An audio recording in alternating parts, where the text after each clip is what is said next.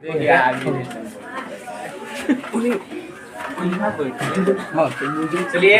अगला हमारा जो हिंदी का अध्याय है वो है नाखून क्यों बढ़ते हैं। नाखून क्यों बढ़ते हैं, इसके लेखक हैं हजारी प्रसाद द्विवेदी। क्या नाम है? हजारी प्रसाद द्विवेदी। हजारी प्रसाद द्विवेदी। नाखून क्यों बढ़ते हैं, यह एक हमारा ललित निबंध है। क्या है? ललित निबंध ना, निबंध है। ये क्या है? निबंध है। आप लोगों ने अध्याय 3 तक पाठ में पढ़ चुके हैं। आज अध्याय हमारा चौथा जो है, मतलब 4 पाठ जो है आपके सामने स्टार्ट हुआ है। और चौथा अध्याय का नाम है नाखून क्यों बढ़ते हैं, जिसके लेखक हैं हजारी प्रसाद द्विवेदी, है ना। 1000 बार नाखून काटने के बाद भी 12 बढ़ जाता है ना। नाखून को आप कितना बार काटते हैं? 1000 बार भी काट दीजिए तो वो बार बढ़ जाता है। इसलिए हजारी प्रसाद द्विवेदी का नाम कभी मत भूलिए ना। हजारी प्रसाद द्विवेदी, है ना। हजारी प्रसाद द्विवेदी नाखून क्यों बढ़ते हैं पाठ के लेखक हैं हजारी प्रसाद द्विवेदी, है ना। और हम होता है क्या है कि हम नाखून को जो है ना हम अलता से रंगते रहते हैं ना जी, इसलिए हमारा ये क्या है? ललित निबंध। क्या है? अलता लाल होता है, हर कलर के अलता होता है। हम नाखून को रंगते रहते हैं, ऐसा मान के चलते हैं कि अलता लाल वर्ष हम रंगते हैं, तो याद रखना है कि ललित निबंध, है ना।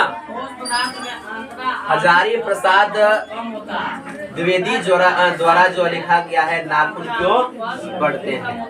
अब नाखून क्यों बढ़ते के मतलब क्या होता है? ये नाखून हम बार जो है काट लेते हैं, इसके बाद भी बार बढ़ जाता है। इस पाठ में है हम नाखून के बारे में ही विशेष रूप से जानेंगे कि जब पहले मानव जंगली था उसका नाखून का क्या इस्तेमाल होता था वो हम जानेंगे। उससे पहले जो हमारा बिहार बोर्ड का जो पैटर्न है ऑब्जेक्टिव का, उसमें लेखक परिचय से ऑब्जेक्टिव पूछा जाता है, इसीलिए जानना हमें भी जरूरी है।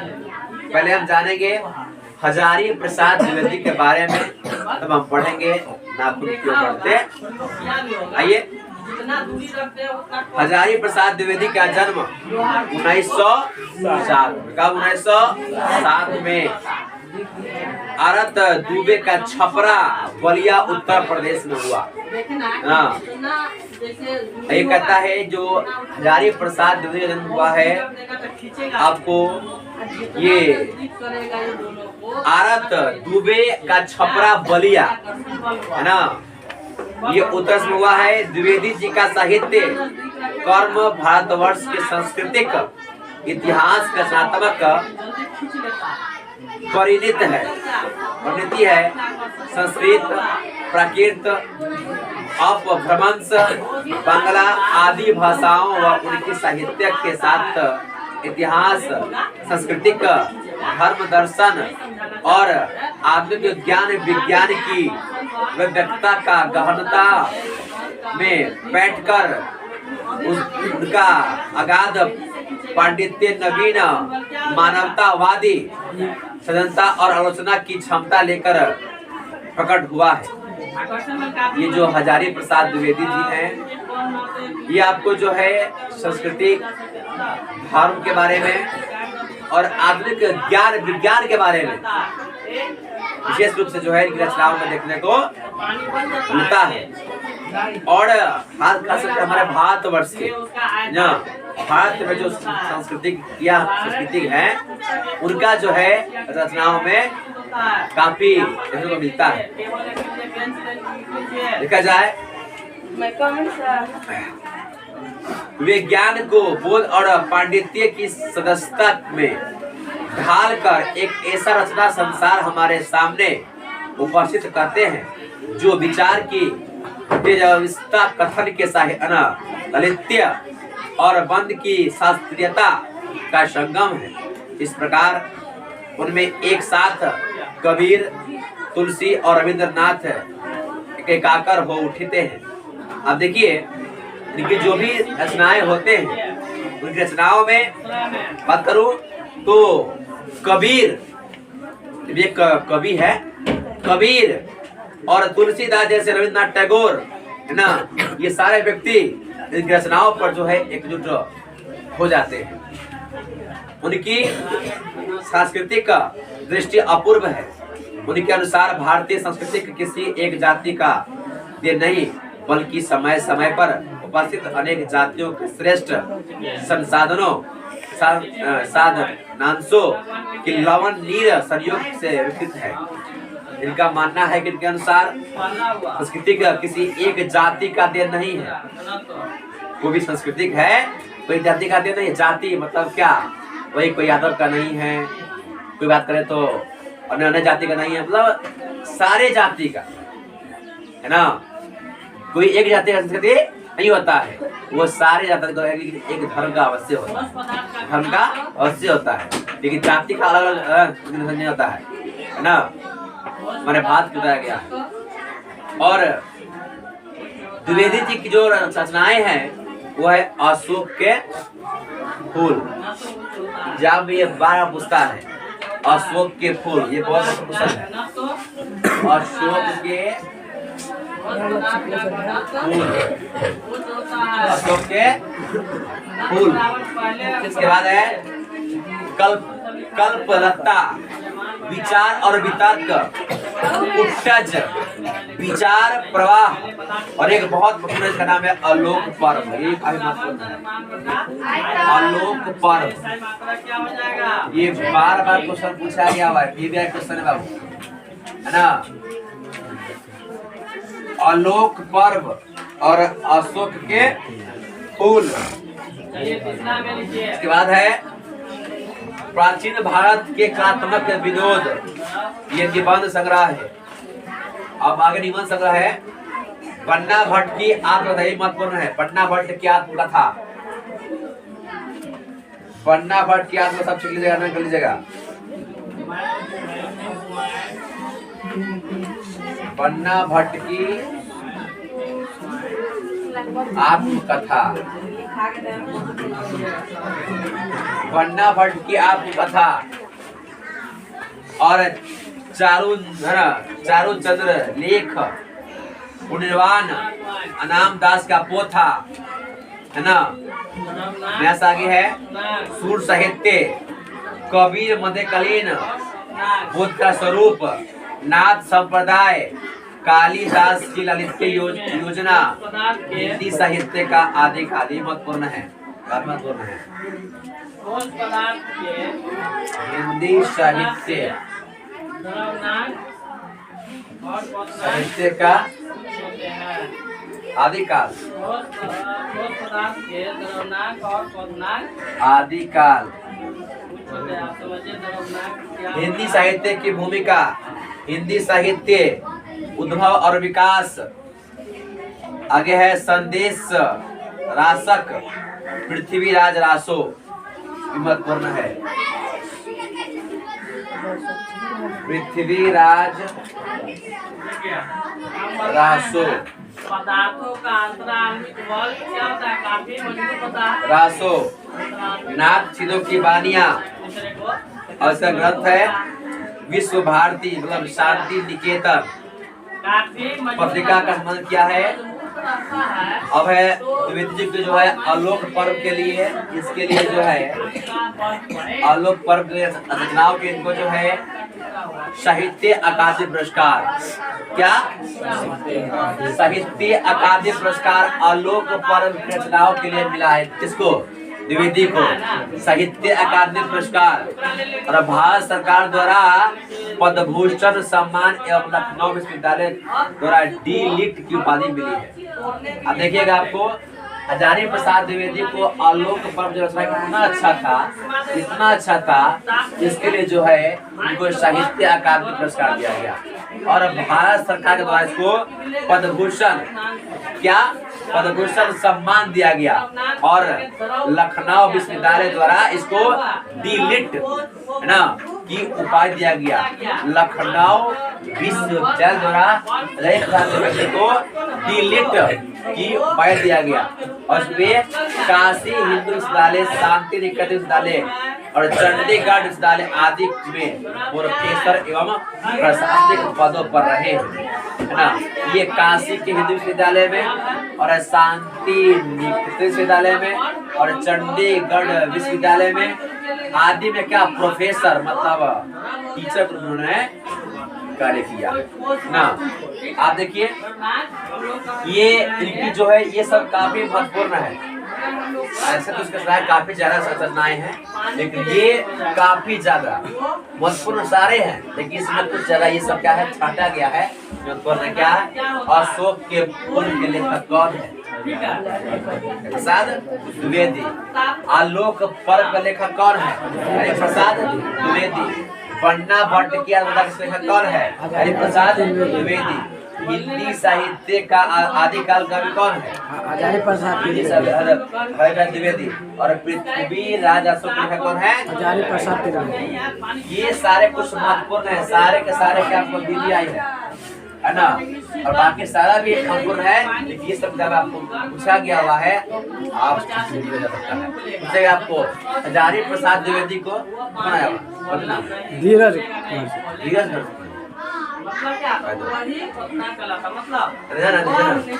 दीजिएगा तो आनंद दीजिए आपको ना कि वैसे तो सारा महत्वपूर्ण है। आप पूछिएगा में कि हरि प्रसाद द्विवेदी को जो है किस साहित्य के लिए, किस रचना के लिए साहित्य अकादमी पुरस्कार मिला है? तो आलोक क्या होगा? आलोक पर्व में हरि प्रसाद द्विवेदी को किस रचना के लिए, किस रचना के लिए साहित्य अकादमी पुरस्कार मिला है? तो आपको कहना पड़ेगा आलोक पर्व। आलोक पर्व। भारत सरकार द्वारा पद्म भूषण सम्मान किसको मिला है? तो आलोक पर्व। किसको मिला? किसको? हजारी प्रसाद हजारी प्रसाद द्विवेदी। हजारी प्रसाद द्विवेदी है ना। भारत सरकार द्वारा जो है पद्म भूषण सम्मान किसको मिला है? तो हजारी प्रसाद द्विवेदी को, है ना। पन्ना भट्ट का द्वारा किसका रचना है? हरि प्रसाद द्विवेदी को। हिंदी साहित्य का आदिकाल कवि कौन है?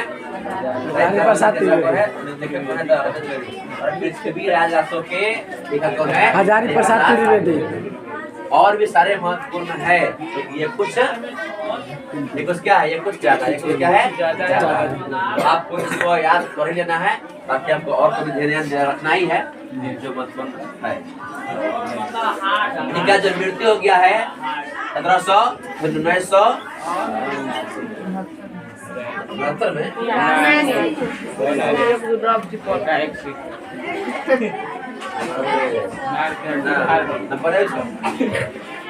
उन्नीस क्या है 79 में इसका मृत्यु हो गया है। कहा? तो दिल्ली में। कहाँ हो गया है? दिल्ली में हो गया, दिल्ली में, है ना। 1979 में जो है दिल्ली में जो है क्या हो गया है? मृत्यु हो गया। किसका? हजारी प्रसाद द्विवेदी को जो है अच्छा जी जब मृत्यु हो गया है आपको 1989 में। और जो हुआ था 1989 और मृत्यु हो गया है दिल्ली में। जन्म हुआ है इसको 1907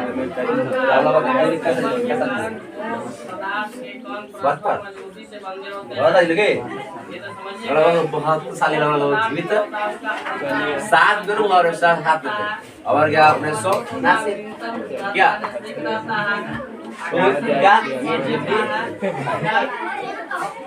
हजारी प्रसाद द्विवेदी ग्रंथावली के से लिए गए प्रसिद्ध निबंध के प्रख्यात लेखक निबंधकार का मानववादी दृष्टिकोण प्रकट हुए हैं। और जो अभी हम पाठ पढ़ने वाले हैं, है ना, हजारी प्रसाद जो पढ़ते हैं ये कहाँ से लिया गया है? ग्रंथावली से। क्या दिया गया है? ग्रंथावली। ग्रंथावली से लिया गया। ग्रंथावली से लिया गया है। कौन पाठ? वो दुख पर नहीं लिखता क्या जरा ग्रंथावली से क्या लिया गया है? नाखून क्यों बढ़ते हैं जो पाठ का जो निबंध है ये कहाँ से लिया गया है? ग्रंथावली से लिया गया है। और इसमें जो है मानवतावादी जो मानव के जो विचार है उनका जो यहाँ प्रकट किया गया है। इस ललित निबंध में लेखक ने बार बार है ना काटे जाने पर भी नाखून को जो है बार बार काटे जाने पर भी वरना बढ़ जाने वाले नाखूनों के बहाने अत्यंत सहज शैली सभ्यता और प्रकृति की विकास गाथा उद्घाटित कर दिखाई है। एक और नाखून का बढ़ना और दूसरी ओर है ना मनुष्य के बढ़ना मनुष्य को आदिम पाशवित वृत्ति के संघर्ष चेतना का प्रमाण है, तो दूसरी ओर उनके बार बार काटते रहना और अलंकृत करते रहना मनुष्य के सौंदर्य बोध और प्राकृतिक चेतना की भी निश्चित करता है। यह नाखूनों को बहाने मनोरंजक शैली में मानव सत्य और दिग्दर्शन कराने का सफल प्रयत्न किया है और यह निबंध नई पीढ़ी में सौंदर्य बोध इतिहास चेतना और प्रकृति का आत्म गौरव का भाव जगाता है। इस पाठ में जो है नाखून का बार बार बढ़ना है ना उसको बार बार काटना मनुष्य को जो कुछ अपने पुराने बातों को पुराने संस्कृतियों को यहाँ दर्शाने की बात करता है और कहते हैं जो हमारी नई पीढ़ी है वो नई पीढ़ी है वह जान सके कि नाखून का इस्तेमाल पहले जो है इस हुआ करता था और हमारा पहले इस प्रकार जीवन जीता था, है ना। इस पाठ में हम ये जानने वाले हैं, है ना। देखिएगा नाखून क्यों बढ़ते हैं ये लिखा गया हुआ है हजारी प्रसाद द्विवेदी के द्वारा। अब देखिए हम नाखून काटे 1000 बार फिर बढ़े वो बार बार, है ना। नाखून काटते हम 1000 बार, है ना, और फिर वह बढ़ता बार बार, है ना। इसीलिए आप याद रखना है कि हजारी प्रसाद द्विवेदी नाखून क्यों बढ़ते हैं तो हजारी प्रसाद द्विवेदी। और यह क्या है तुम्हारा ललित निबंध, ललित निबंध। हजारी प्रसाद द्विवेदी का जन्म हुआ 1907 में उत्तर प्रदेश में, है ना, उत्तर प्रदेश में छपरा बलिया में, ना। बात करते हैं और इनकी जो रचनाएं हैं वैसे इनके रचनाओं में सांस्कृतिक धार्मिक, है ना, बात के बारे में बताने का प्रयास किया गया है। और रचनाएं किस प्रकार है तो अशोक के फूल, अशोक के फूल लिखे कौन है हजारी प्रसाद द्विवेदी। आगे कल्प लत्ता विचार और वितर्क, विचार और वितर्क लेखक कौन हजारी प्रसाद द्विवेदी। कुट्टज, क्या कुट्टज लेखक कौन हजारी प्रसाद द्विवेदी। विचार प्रवाह अपने विचार को प्रवाह कर बता किसी को विचार प्रवाह के लेखक कौन हजारी प्रसाद द्विवेदी। आलोक पर्व, आलोक पर्व, आलोक है आलोक पर्व लेखक कौन हजारी प्रसाद द्विवेदी। प्राचीन भारत के कलात्मक विनोद, ना, लेखक कौन हजारी प्रसाद द्विवेदी। और इनका जो है निबंध रहा है पन्ना भट्ट की आत्मकथा, पन्ना भट्ट की आत्मकथा। आगे है चारु चंद्रलेख, चारु चंद्रलेख। और अगला है पूर्ण निर्वाह, ना, पूर्ण निर्वाह है, हाँ, निर्वाह है। अनामदास का पोथा, अनामदास का पोथा, ये महत्वपूर्ण है। अनामदास का पोथा लेखक कौन है हजारी प्रसाद द्विवेदी। और सुर साहित्य कबीर आदि काल, कबीर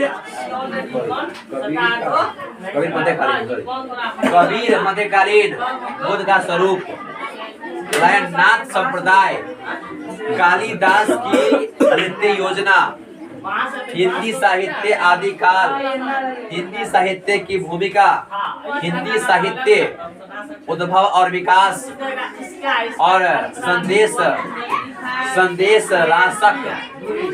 राशक पृथ्वीराज रासो नाथ सीधो की बानिया विश्व भारती शांति निकेतन और है इतना इनका जो है रचनाएं बहुत रचनाएं यानी हिंदी क्षेत्र में जो है एक अलग अपना पहचान दिया। तो मैं इसको अकादमी पुरस्कार मिला, सबको नसीब में कहाँ है पुरस्कार मिला है ना। और भारत सरकार द्वारा इसको प्रदर्शन सम्मान मिला, सब नसीब नहीं होता है ना। ये जो है अपना जो है लेखक और रचना के रूप में जिन्होंने एक अलग अपना पहचान बनाया है हरि प्रसाद द्विवेदी है ना। और इनका जो है आलोक पर्व जो रचना है ये काफी अच्छा था, इसलिए इसको जो है इस रचना के लिए जो है मतलब इसको साहित्य अकादमी पुरस्कार क्या साहित्य अकादमी पुरस्कार दिया गया। और भारत सरकार द्वारा इसको जो है क्या पद्म भूषण सम्मान दिया गया। उसके बाद इसको जो है ना लखनऊ विश्वविद्यालय द्वारा इसको डीलिट की एक उपाधि होता है इसको दिया गया था अंग्रेजी रूप में। और काशी हिंदी विश्वविद्यालय और शांति निकेतन विश्वविद्यालय और चंडीगढ़ विश्वविद्यालय के यह पुत्र रहे हैं। और इनका निधन जो है आपको है ना 1979 में कहाँ हो गया है, दिल्ली में हो गया है। समझ गए?